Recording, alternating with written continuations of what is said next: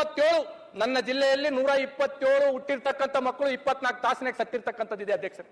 ಯಾದಗಿರಿ ಜಿಲ್ಲೆಯಲ್ಲಿ 127 ಕಂದಮ್ಮಗಳು ಸತ್ತಿದೆ. ಆ ಎಲ್ಲ ಸತ್ತಿರ್ತಕ್ಕಂಥವ್ರು ಎಲ್ಲರೂ ಬಡವ್ರ ಮಕ್ಕಳೇ. ಮೊನ್ನೆ KDP ಸಭೆಯಲ್ಲಿ ನಾನು ಪ್ರಸ್ತಾವನೆ ಮಾಡಿದಾಗ ಆ ಬಡವರು ಎಲ್ಲರೂ ಏನಂತಂದ್ರೆ 6 ತಿಂಗಳ 7 ತಿಂಗಳ ಗರ್ಭಿಣಿ ಇರೋರು ಎಲ್ಲರೂ ಸರ್ಕಾರ ದವಾಖಾನೆಗೆ ಬರ್ತಾರೆ.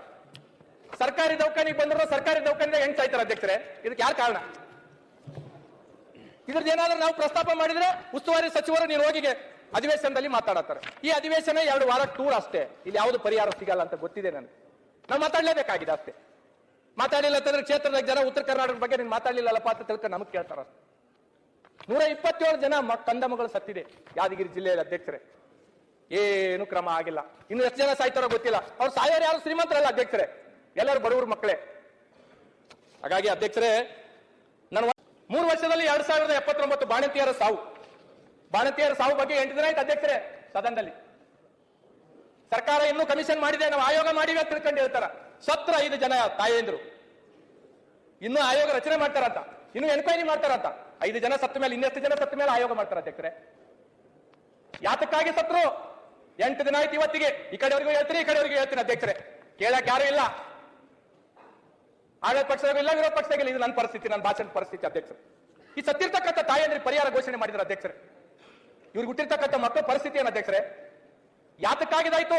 ಕೇವಲ ಸರ್ಕಾರ ತಗಬಾರ್ದಾಗಿರ್ತಕ್ಕಂಥ ಮೆಡಿಸಿನ್ಗಳು ತಗೊಂಡು ಇವತ್ತು ತಾಯಂದ್ರೆ ಸತ್ತಿರ್ತಕ್ಕಂಥದ್ದು. ಇದು ಏನಪ್ಪಂತಂದ್ರೆ ಅವರ ಶಾಪ ನಮಗೆ ತಗಲುತ್ತೆ ಅಧ್ಯಕ್ಷರೇ. ನಾವು ಇದೇ ತರ ಏನಾದ್ರೂ ಮುಂದಿನ ಪೀಳಿಗೆಗೆ ಇದೇ ತರದ್ದು ನಾವೇನ್ಪಂತಂದ್ರೆ ಉತ್ತರ ಕರ್ನಾಟಕದ ಬಗ್ಗೆ ಸರ್ಕಾರಗಳು, ಈ ತರದ ಎಲ್ಲ ಸರ್ಕಾರಗಳ ಅಧ್ಯಕ್ಷರೇ ಧೋರಣೆಗಳು ಇದೇ ತರ ಆದ್ರೆ ಮುಂದೆ ನಾವು ಓಟ್ ಕೇಳಕ್ ಹೋದಾಗ ಜನ ನಮ್ಮನ್ನು ಸೂಟಿಟ್ಟು ಬಂದೂಕಿಟ್ಟು ಹೊಡಿತಾರೆ ಅಧ್ಯಕ್ಷರೇ. ದಯಮಾಡಿದ್ರೆಲ್ಲ ತಿಳ್ಕೋಬೇಕಾಗ್ತದೆ. ನಾವು ಕೇವಲ ಬರೀ ಚುನಾವಣೆಗಳು ಬಂದಾಗ ಭಾಷಣ ಮಾಡ್ಕೊಂಡು ನಾವೇನೋ ಮಾಡ್ತೀವಿ ಅಂತ ತಿಳ್ಕೊಂಡು ಹೇಳಿ ಕಳಿಸಿದ್ರೆ ಜನ ಒಪ್ಪಲ್ಲ ಅಧ್ಯಕ್ಷರೇ. ಇವತ್ತು ಸರ್ಕಾರ ಈ ಕಡೆ ಬಂದವರು ಇವ್ರ ಮೇಲೆ ದೋಷಣೆ ಮಾಡ್ತಾರ, ಈ ಕಡೆ ಕುಂತವ್ರು ಇವ್ರ ಮೇಲೆ ದೋಷಣೆ ಮಾಡ್ತಾರ. ಈ ಕಡೆ ಕುಂತವ್ರು ಕೆಲಸ ಮಾಡಿಲ್ಲ ಅಂತ ತಿಳ್ಕೊಂಡೆ ಅವ್ರು ಆ ಕಡೆ ಕಳಿಸಿ ನೀವೇನ್ ಮಾಡಿರ ಅಂತ ಇವ್ರಿಗೆ ಕೇಳ್ತಾರೆ. ಇವ್ರು ಕೇಳೋದು ಅವ್ರು ಕೇಳಿದ್ರೆ 10 ದಿನ ಹೋಗ್ತದ, ಮತ್ತೆ ನಾವು ಬೆಂಗಳೂರಿಗೆ ಹೋಗ್ತೀವಿ. ಇದು ನಮ್ಮ ಪರಿಸ್ಥಿತಿ ಅಧ್ಯಕ್ಷರೇ. ಹಾಗಾಗಿ ಇವತ್ತು ನಮ್ಮ ಭಾಗದಲ್ಲಿ ಉತ್ತರ ಕರ್ನಾಟಕದ ಚರ್ಚೆ ಅಂತ ತಿಳ್ಕೊಂಡು ಹೇಳಿ ನಾವೆಲ್ಲ ಕ್ಷೇತ್ರದ ಜನ ಸಾವಿರಾರು ಅವರ ದುಃಖ ಭಾವನೆಗಳನ್ನ ನಮಗೆ ತಂದ್ಕೊಡ್ತಾರೆ. ನಾವು ಇಲ್ಲಿ ಬಂದು ಕೇಳ್ಬೇಕು. 8 ದಿನ ಆಯ್ತು ಅಧ್ಯಕ್ಷರು, ಇವತ್ತಿಗೆ ನಾನು ಇನ್ನೂ ಒಂದು ಚರ್ಚೆ ಮಾಡಲಿಲ್ಲ. ಇವತ್ತು ಇಲ್ಲಿ ಚರ್ಚೆ ಮಾಡಿರ್ತಕ್ಕಂಥದ್ದು ಎಷ್ಟು ಕಾರ್ಯರೂಪಕ್ಕೆ ಬರುತ್ತೆ? ಅದರ ದಯಮಾಡಿ ಇದು ಸದನ ಮುಗಿದ ಮೇಲೆ ಆದ್ರೂ ಸರ್ಕಾರ ಇದ್ರ ಬಗ್ಗೆ ಗಂಭೀರವಾಗಿ ಚರ್ಚೆ ಮಾಡಬೇಕಾಗುತ್ತೆ. ನಾನು ಒಂದನ್ನು ಅಧ್ಯಕ್ಷರ ತೀರ್ಮಾನ ಮಾಡಿರ್ತಕ್ಕಂಥದ್ದಿದೆ. ಮುಂದಿನ ಅಧಿವೇಶನದಲ್ಲಿ ಉತ್ತರ ಕರ್ನಾಟಕದವ್ರು 91 ಜನ ಇದ್ದೀವಿ. 91 ಜನನೇ ಇಲ್ಲಿ ಕೂತಿಲ್ಲ ಚರ್ಚೆಗೆ.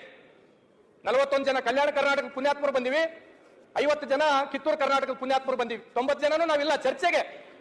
ಹಾಗಾಗಿ ಅಧ್ಯಕ್ಷರೇ, ಮುಂದಿನ ಸಲ ಅಧಿವೇಶನದಲ್ಲಿ ಸರ್ಕಾರ 20-25 ಕೋಟಿ ಅಂತ ಹೇಳ್ತಾ ಇದೆ. ನಾನು ತೀರ್ಮಾನ ಮಾಡಿನ ಅಧ್ಯಕ್ಷರೇ, ಮುಂದಿನ ಸಲ ಅಧಿವೇಶನಕ್ಕೆ ನಾನು ಬರ್ತೀನಿ. ಸರ್ಕಾರದ ಅಕಾಮಡೇಷನ್ ನಾನು ತಗಂಗಿಲ್ಲ, ಸರ್ಕಾರದ ಒಂದು ಕಪ್ ಕಾಫಿನೂ ನಾನು ಕುಡಿಯಂಗಿಲ್ಲ. ನಂದು ನಾನು ಬರ್ತೀನಿ, ನಂದು ನಾನು ಇರ್ತೀನಿ, ನಂದು ನಾನು ಮುಂದೆ ಕೇವಲ ಮಾತಾಡಿ ಹೋಗ್ತೀನಿ. ಯಾಕಂದ್ರೆ ಇಲ್ಲಿ ಏನು ಆಗಂಗಿಲ್ಲ ಅಂತ ಗೊತ್ತಾಗಿದೆ ಅಧ್ಯಕ್ಷರೇ. ನನಗೆ ಮೊದಲು ಬಾರಿ ಶಾಸಕರಾಗಿ ಆಯ್ಕೆ ಆಗಿ ಬಂದಿವಿ ಅಧ್ಯಕ್ಷರೇ. ಜನಕ್ಕೆ ಏನೇನೋ ಕನಸುಗಳು ಹೇಳಿ ಬಂದೀವಿ ನಾವು. ನಿಮ್ ಊರಿಗೆ ಅದು ಮಾಡ್ತೀವಿ, ನಿಮ್ ತಾಂಡಕ್ಕೆ ಇದು ಮಾಡ್ತೀವಿ, ನಿಮ್ ಗ್ರಾಮಕ್ಕೆ ಇದು ಮಾಡ್ತೀವಿ ಅಂತ ತಿಳ್ಕೊಂಡು ನಾವೇನು ಮಾಡಕ್ ಆಗ್ಲಾರ ಪರಿಸ್ಥಿತಿಗೆ ಇವತ್ತು ಇಲ್ಲಿ ಬಂದು ನಿಂತಿರ್ತಕ್ಕಂಥದ್ದಿದೆ. ನಾನು ಇವತ್ತು ನನ್ನ ಭಾಷಣ ಮುಗಿಯವರೆಗೂ ಅಧ್ಯಕ್ಷರೇ ನಾನು ಯಾವ್ದು ಅನುದಾನ ಕೇಳಂಗಿಲ್ಲ, ನನಗಿದು ಕೊಡಂತ ನಾನು ಕೇಳಂಗಿಲ್ಲ. ವಾಸ್ತವಾಂಶಗಳನ್ನ ಮಾತ್ರ ಕೆಲವು ವಿಚಾರಗಳನ್ನ ಹೇಳ್ತೀನಿ. ಅದಕ್ಕೆ ಹೇಳಿದ್ದು ಇವತ್ತು ಮಾತಾಡಿದ್ದು ಟಿವಿ ಪೇಪರ್ದಲ್ಲಿ ಹೇಳ್ತಾರೆ, ಕ್ಷೇತ್ರದ ಸ್ಟೇಟಸ್ ಇರ್ತಾರೆ. ನನ್ನ ಓ ಅಂತ ತಿಳ್ಕೊಂಡು ಇವತ್ತೊಂದೇ ದಿನ ಇವ್ರು ಆಗ್ತೀನಿ ನಾನಷ್ಟೇ. ಮತ್ತೊಂದು ವರ್ಷ ಆದ್ಮೇಲೆ ಇವತ್ತು ಬೆಳಿಗ್ಗೆ ಬರುವಾಗ ಏರ್ಪೋರ್ಟ್ನಾಗ ಒಬ್ಬ IAS ಅಧಿಕಾರಿ ಹೆಸರು ಹೇಳ್ತಾರೆ ಅಧ್ಯಕ್ಷರೇ. ಬೆಂಗಳೂರಿನಿಂದ ಬೆಳಗಾವಿಗೆ ಬರುವಾಗ ಒಬ್ಬ IAS ಅಧಿಕಾರಿ ಅಭಿ एक साल तक हम इधर आते हैं, अभी 5 दिन रहते ಅಂತ ತಿಳ್ಕೊಂಡು ಹೇಳಿದ್ರು ಅಧ್ಯಕ್ಷರು. ಇದು ನಮ್ಮ ಪರಿಸ್ಥಿತಿ ಅಧ್ಯಕ್ಷರು, ಇದು ನಮ್ಮ ಪರಿಸ್ಥಿತಿ. ಬೆಳಿಗ್ಗೆ ನಾನೇನ್ಪತ್ತಂದ್ರೆ ಆ ಫ್ಲೈಟ್ ನಾಗ ಬರುವಾಗ ಏನ್ಪತ್ತಂದ್ರೆ ಕಣ್ಣೀರು ಹೇಳೋದು ಒಂದೇ ಇತ್ತು. ನನ್ನ ಪಕ್ಕದಾಗ ಅನೇಕ ಸಚಿವರು ಶಾಸಕರು ಕೂತಿದ್ರು. IAS ಅಧಿಕಾರಿ ಹೇಳ್ತಾರೆ ಅಗಲೇ ಸಾಲ ಆತೆ ಅಭಿ ಕ್ಯಾ ಸಾಲ ನೈ ಆತ ಇದಾರ ಅಂದ್ರೆ ಏನ್ ಅರ್ಥ ಇದು? ಇಲ್ಲೆಲ್ಲ ಹೇಳ್ತಾರೆ ಅಧ್ಯಕ್ಷರೇ, ಬೆಳಗಾವಿ ಸೆಷನ್ ಶಾಸಕರು ಸಚಿವರ ಆತಿಥ್ಯ ಹೆಸರಲ್ಲಿ ಅಧಿಕಾರಿಗಳಿಂದ ಹಣ ವಸೂಲಿ ದಂಧೆ. ನಾನು ಹೇಳ್ತೀನಿ ಅಷ್ಟೇ ಅಧ್ಯಕ್ಷರು, ಬೇರೆ ಏನ್ ಮಾತಾಡಂಗಿಲ್ಲ.